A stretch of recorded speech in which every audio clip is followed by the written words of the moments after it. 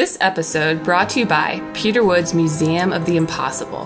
What's a Museum of the Impossible? It's gonna be like Harry Potter meets Ripley's Believe It or Not. It'll be a one-of-a-kind, themed, interactive space where people can experience the impossible. But I need your help. To get the project started, I've set up a Patreon over at museumoftheimpossible.com. If you're able to throw a few bucks my way each month, we can build it together. Thanks for your support, and I can't wait to welcome you into the Museum of the Impossible.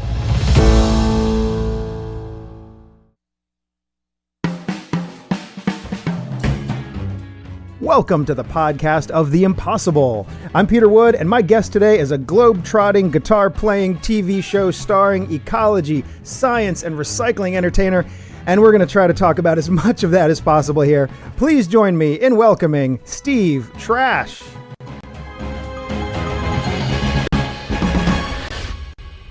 All right. I feel spread thin by that introduction. I feel like I do maybe too many things. I need to focus. That's what I'm worried about. When I'm looking over your bio and I'm realizing, holy smokes, we didn't block out 3 hours of time. We gotta prioritize here, you know. The thing about it is, if you think you have something to say, all of those different areas are areas that I wanted to say something, so I tried to. Yeah, well, no, I think, and I think as we chat, folks want to sort of see where the overlaps are and why it sort of all kind of makes sense in the Steve Trash universe. But I would love to start with sort of what do you see as your origin story? What's the sort of the seed that sort of grew the empire? Well, I'm one of the things that's really common amongst magicians, and I think other show business folks. I know a lot of professional actors that are dyslexic. So when I was a kid, they discovered that I didn't read very well at all. My comprehension was extremely poor. I read, turtle speed, like tortoise in the hare, man, totally slow. And my mom, being a clever person, tried to give me books that I would be interested in reading because reading was so painful. I literally hated reading because I was reading so slowly and I didn't really understand what I was reading. And I started getting magic books. I started going to the library and I started getting a few magic tricks under my belt. And I realized that was a pretty fun thing to be able to show off to other people how skilled you were, and my access was simply going to be through magic books that I didn't have enough money to buy, so I would just go to the library or maybe get a Christmas gift or a birthday gift. And was this in Alabama, or where are we talking geographically? Yeah, I was actually born in West Texas, but by the time I discovered magic, I was already living in South Alabama. Interestingly enough, my mom is a native Texan and went to high school with probably the most famous TV magician, Mark Wilson. And she grew up in Dallas. Well, Mark Wilson was from Dallas. He worked at Douglas Magic Land as a magic trick salesperson and then grew this whole career as a television magician. So in my mind, he was kind of legendary because my mom was like, well, I knew a magician in high school. And I was like, well, who was that? And she said, well, his name was Mark. It was Mark Wilson. So, the internet didn't exist back then. So I'd go look and I was like, holy cow, you knew Mark Wilson. I should be like Mark Wilson. So that was another way to get excited about magic tricks, was reading about, say, someone like Mark Wilson in magic books. And did you ever get a chance to meet him and connect those dots later?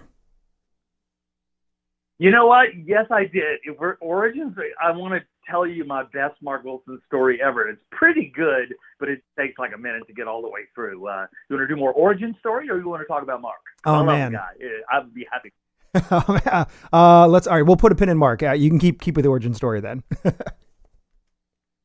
Cool. So origin story is, I get excited about it when I'm like 7, right? Well, my grandfather was the poet laureate of Texas in 1962. And so he was like this kooky guy that was a Renaissance man. He was an ad man. He was a poet. He was an extremely good photographer. And he would collect things. And he gave me this key about this time. I was 7 or 8. And he gave me this key that you would throw up in the air and it would magically vanish. And it was like the best magic trick in the universe. So I really got the bug to try to be good at magic tricks and sort of grow in that profession. And, you know, I don't think it's an exaggeration to say I was probably the worst magician to ever walk the planet. I mean, I had no comprehension of what a magician should look like or sound like, but I just loved it so much that I would absorb like a sponge, just anything around me. If a magician came on TV, my generation in the 70s, Doug Henning was the biggest star. And Doug Henning for me was just this shining star of originality. I mean, and frankly, he was fun to watch. You know, he's just really fun and happy and kind of hippy dippy. And then David Copperfield came on the scene, and I love David Copperfield. You know, I'm watching most of these folks on television, you know, not seeing. I don't think I even saw a professional magician until I was easily in my 20s or late teens. Mm. So the magician that I met in my late teens was Mr. Electric. Are you familiar with my Mr. Electric story? Yeah, well, from reading the book, your book, Finding Your Light Bulb, I think we talked about it in person, but then you definitely hit it home in the book. But I would love for you to share it with everyone here. Well, I found, okay, so just if your listeners can sort of bear in mind, I'm this I don't think I'd ever refer to myself as a redneck kid, but you know, this little redneck kid from Alabama, right? I've never met a professional magician. Started acting in plays, and I really love theater, but I really love photography, and I really love the graphic arts. But I'm thinking to myself, I think I could be in professional show business as a magician, but I don't know any of them. And so I'm probably 18 or 19, and I find out that this guy, Mr. Electric, who does a themed magic act with light bulbs, and he's appeared all over the world. I mean, all of the best places. He's been on The Tonight Show. He's been on Ed Sullivan. The guy is a player in that world. So, you know, my model is, okay, cool. I could be kind of like Mr. Electric. You know, how do I do that? So I find out he's going to be at the Florida State Magicians Convention, which is not that far from me. So I save up my shekels. I go down to this convention, and I show up, and I'm like, you know, I'm searchlight everywhere. Where is Marvyn Roy, Mr. Electric? Where is, boom, I get him, and I walk over to him, and he was always such a nice person. Mm-hmm. And I walk up to him, and I say, hey, my name is Steve. I'm from Alabama. I don't really know how to be a professional magician like you. Do you have any advice? And he says, well, hello, Steve. Actually, yes, I do have some advice. And so, you know, my ears go 10 times their size because here's this man that I respect, and I'm like, I'd love to replicate what he's done, but in my own way. And he says, look, in show business, if they're looking for a magician, they literally have thousands of choices. But if they're looking for the guy with the light bulbs, they're looking for me. There's only one me. They're looking for me. So my advice to you is to go find your light bulb. And I'm sort of like, I was old enough to go, I get it. I totally get what you're telling me. Be so unique in the marketplace that if they're looking for something entertainment-wise and it fits who you are, you're not even in a category. Mm-hmm. You're your own category, because that's what Marvyn Roy was. I mean, he was a magician, but really he got booked because he was the light bulb guy, right? He got booked because he was this unique thing. So Steve Trash was really born then because I went off looking for what my light bulb was. Well, and I'm curious about what some of those avenues, like, did you explore anything else before you sort of landed on recycling and ecology? Not really. Okay. It's because it was almost, I did it like a scientific study. I started backwards from the things that I was passionate about, because I never really wanted to be in a field where artistically I was expressing things that either I didn't believe in or, and this is more important, weren't interesting to me, right? I mean, it would be of no interest to me to be a headliner wearing a really nice suit at a Vegas casino. Like, I adore Lance Burton, who is a very big name in the magic world, and he headlined his own show for many years at the Monte Carlo. Well, that would not be interesting to me unless I was doing something that I wanted to do in terms of expressing something. The world doesn't really need more just straight good magicians. What the Mhm. world, I thought, needed was an expression of my own personal environmentalism. And my own personal environmentalism is we have this illusion that everything in the natural world is separated. That's an illusion because everything in the natural world is connected. You and I are biologically, chemically, atomically connected. We're connected to the trees. You and I are connected to each other. We're connected to physical. We're connected to the stars even. I mean, there's a little tiny bit of stardust, carbon, that makes us up. And it seemed to me that the perfect vehicle would be this Steve Trash person that does magic tricks, literally saying you are not perceiving things correctly. And that's simply, if I just make a handkerchief magically appear, you are not perceiving things correctly. But beyond that, you're literally not seeing your connection to the natural world correctly. So I did not go through many iterations of, hey, what's your light bulb going to be? Now, did I chip away at it for years and years? Absolutely. Mhm. I'm 62. I'm still chipping away at it, chipping away at the look of Steve Trash and chipping away at what are those different things I can do with Steve Trash. Can I make music with a recycled guitar? Can I create a science TV show? Because the advantage of a science TV show is that's what I'm talking about. If you understand how the natural world works through a science lens or a science perspective, you're going to make better choices about how you affect the environment. Sure, sure. Oh, I mean, definitely coming from a Bill Nye the Science Guy generation, I can certainly attest to the power of that. Showing kids cool stuff on a TV show is a great way to pass along the science gospel for sure. Yeah, Bill Nye the Science Guy is a rock star and was a rock star. And let me tell you something, Peter, about tenaciousness. I'm the most tenacious person possibly that you will ever meet. So I've got this gig in it's the Puyallup Fair. Do the Puyallup, and it's up in Washington, near Seattle. And I know that that's where Bill Nye and his team are from. Mhm. So I just start looking. Like, can I find James McKenna's telephone number? I literally found the producer of Bill Nye the Science Guy's telephone number. So I just called him and I said, hey, my name is Steve Trash. I would very much like to do a recycling magic show about ecology. Can you tell me about the process of making Bill Nye the Science Guy? And he was so awesome. He was like, well, sure, I'd be happy to talk to you. So we had like this 30-minute conversation about the trials and tribulations of getting Bill Nye the Science Guy on TV. Initially it was meant, they created only interstitials, which are like 60-second versions of Bill Nye the Science Guy. And Disney actually passed. They said, no, we don't want it. And then they were all disappointed, so they all go home. The pitch meeting went terribly, blah, blah, blah, blah, blah. 6 months later, they'd had a change of administration. They call them, but they say, hey, we'd like a whole season of 30.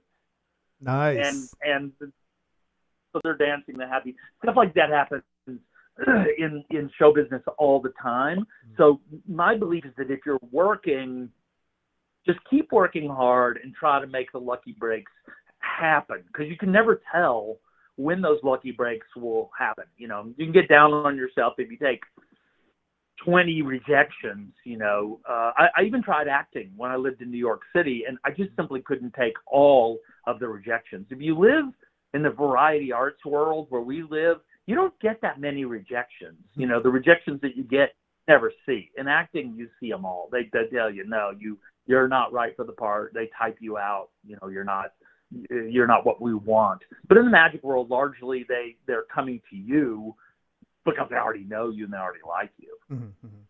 Yeah. No, it's or they simply are looking through several different performers for their upcoming fair, and they looked at your website, but they didn't actually engage you, so you don't have that sort of right. feeling of rejection. Definitely. You don't get the. Go ahead. I even do a thing on my website. I actually make it hard to get in touch with me, right? And I know that's counterintuitive, and it may even seem egotistical. But here's my thinking on this: is I am not a local performer.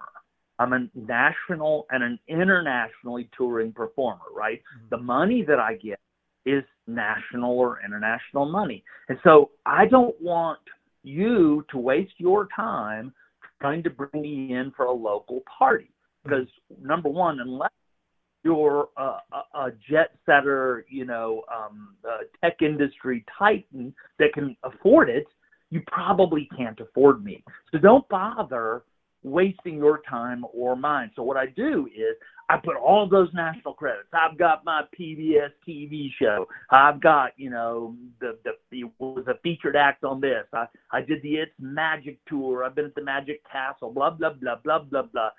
Because I'm saying to those folks, you're going to have to dig a little deeper. And if you see all of these, think I'm to your kid's birthday party.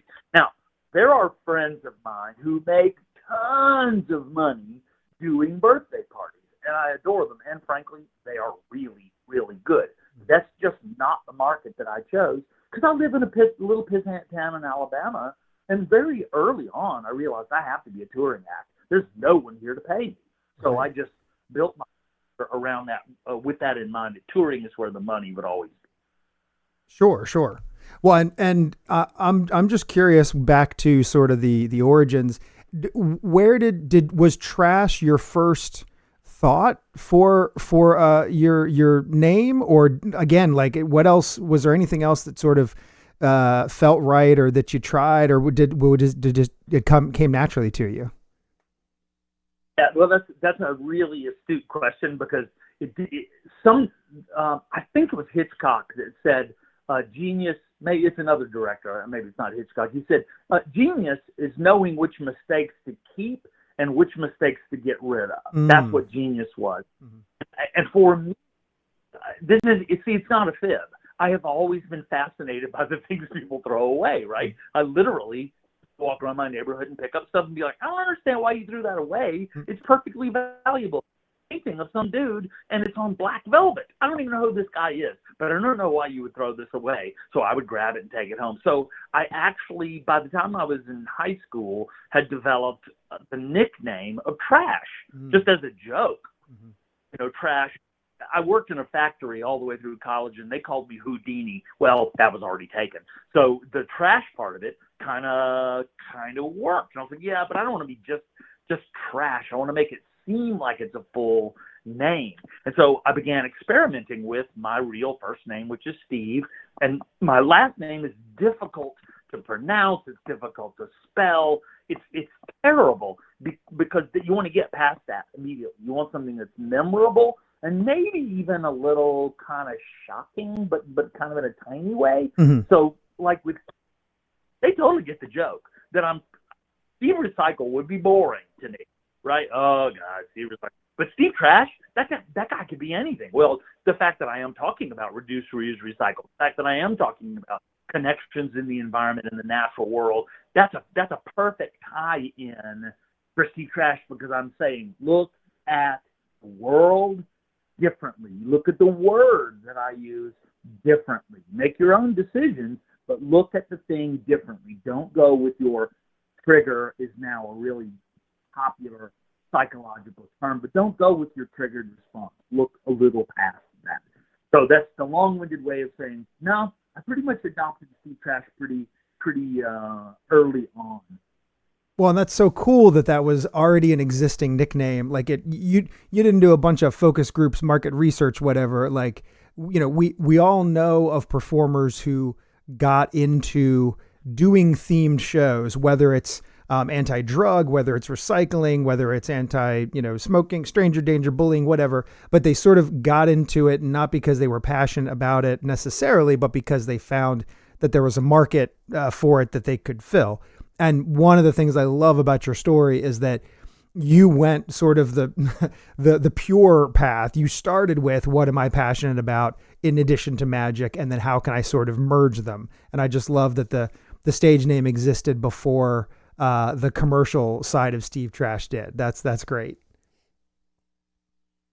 Peter, I recommend that to all artists. Now, I love money. The old joke of show business is actually the larger word than show. I agree with that. It is true. I spend much more of my day actually dealing with business items than creating, which is my favorite part of the process. But I would say for any artists out there of any stripe, the thing that keeps you going, the thing that motivates you to get up and create whatever it is you create, is that you have looked at the horizon and said, that is exciting to me. That dream of who I could be, that dream of sharing something that I sort of intuitively know. I mean, my dad was a forester, my mother a teacher. I just grew up knowing this stuff. We spent a lot of time camping and out in the woods and all that stuff. So I just knew that others didn't know that.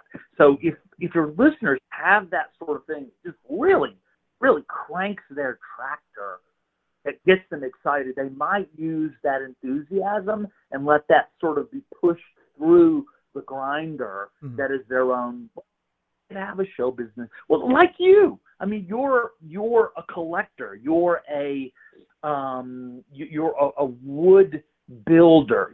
All of that it gets you excited. You think about it. It's not just a theme because wow, that would be an interesting. That's the way corporations create stuff through think tanks, and there's nothing wrong with that. But not for us artists. You've got to have something that gets you excited on the hard days, on the days that you're only getting rejections, that you still have to stay in the game because you think to yourself, no, I'm still staying in the game because frankly, this matters. And you just stay in because it matters. And then when you have a good day, you ride that wave. And when you have a bad day, you just go, the heck with it. I'm still going to stay in the game. Yeah. No, I love that perspective. And you're absolutely right. Like there's got to be something fueling it beyond just the finances or beyond even just the superficial, I'm doing a magic show. It's got to be more to that for sure. But I don't want to forget about our friend Mark Wilson. So maybe you can share that anecdote, and then we have much more to talk about on another episode. But I want to hear about meeting Mark Wilson. Okay, so by the time I was about 9, my grandmother and grandfather were taking me to Douglas Magic Land, and then Jeffries it had come. But this was a very, very long-lasting magic shop in Dallas. And my grandmother would buy me some magic, and I would come home. And more, I began to learn who this Mark Wilson character was. So when I moved into show business, I research everything. I research people that are in the same markets that I would like to be in. I research all magicians. I research all street performers. You name it. If I think I could benefit from their knowledge, I'm going to dig in. So I learned everything I could about Mark Wilson. So he kind of goes up in the pantheon of amazing entertainers on television because he had, at least for a long time, he had the longest running magic show on TV, and I'm almost positive he had the first national magic TV show. So he becomes kind of a hero to me. Well, several years back, he was still alive. Several years back, I was working at the Magic Castle. I'm doing shows at the Magic Castle, and they had an auction that night for magicians.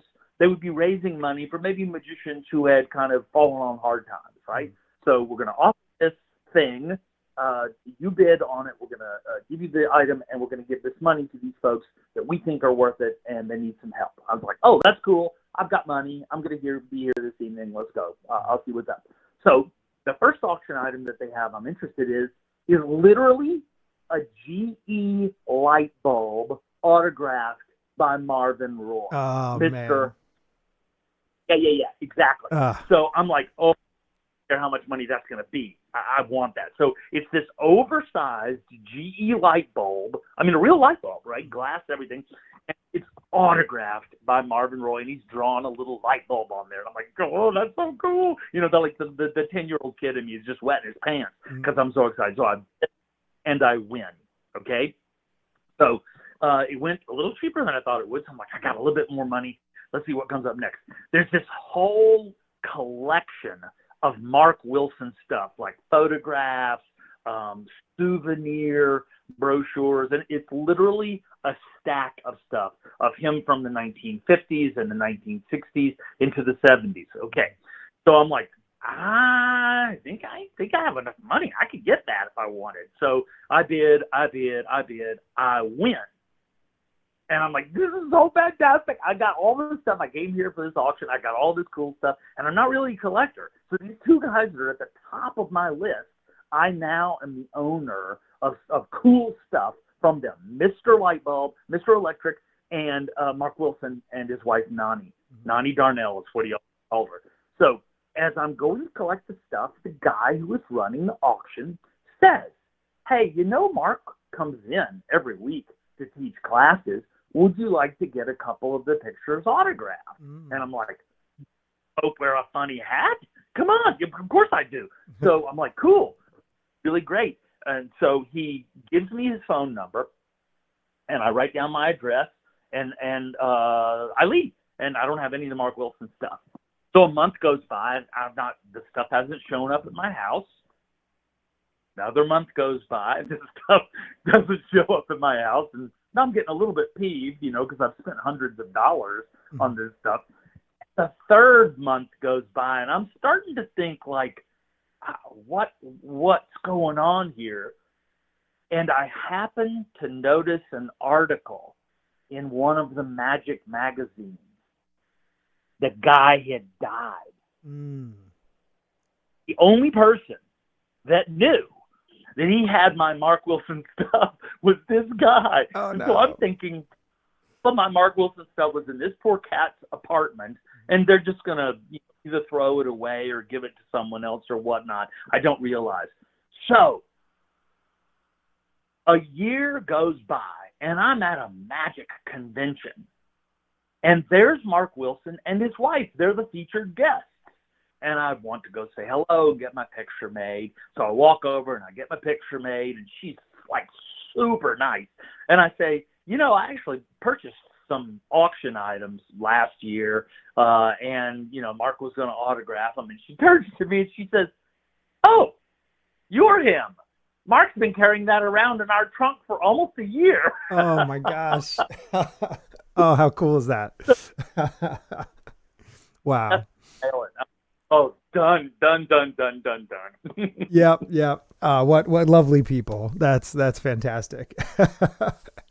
Yeah, I saw her briefly once at the Magic Castle. I never got a chance to connect with either of them officially, but everything that I've watched and read, just really a gift to Magic. So that's what a cool story. Very nice. Well, I want to let people know, first of all, we will do this again. So stay tuned for some more Steve Trash down the road. But in the meantime, the website that they can check out is, fittingly, stevetrash.com. And that will show all about Steve's live shows, TV shows, Magic Camps, merch, even more. Social media on Facebook and Instagram, that's Steve Trash. And then on Twitter, that is Steve Trash Rocks. Steve, thank you so much for making time and chatting with me today. This has been a lot of fun. My pleasure, Peter. Also, I just launched a TikTok, and I'm Steve Trash on TikTok. Okay, awesome. We'll be sure. I'm good on you. I have not taken the TikTok plunge, so you're a trailblazer. I appreciate it. That's where they are, so that's where I'm going to be. There you go. No, that's very, very wise of you. Absolutely. And that is going to do it for this episode of the podcast of the Impossible. But for behind the scenes access to my Museum of the Impossible project, as well as info about my public shows and private events, social media, and more, you can head on over to peterwood.com. I'm Peter Wood. Thanks.